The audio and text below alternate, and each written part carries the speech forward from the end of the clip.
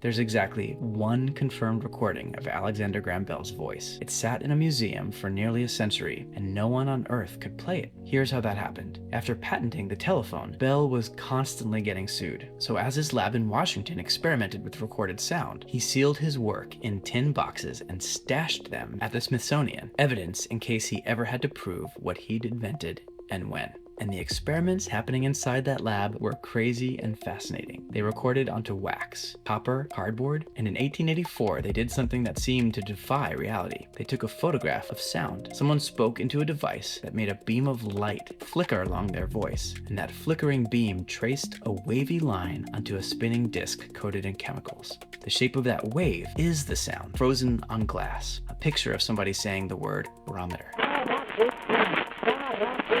That's a photograph you're hearing.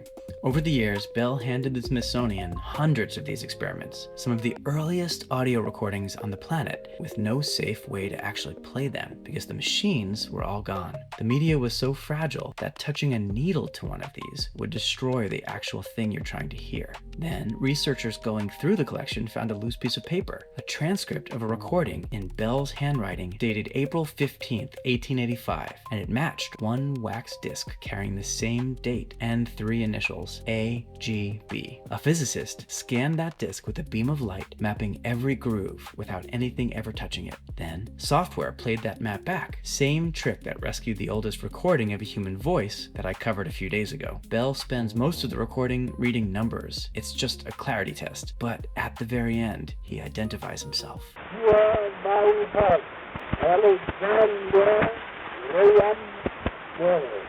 It took 128 years to hear him, the inventor of the telephone. For more videos about the strange world of sound and music, follow me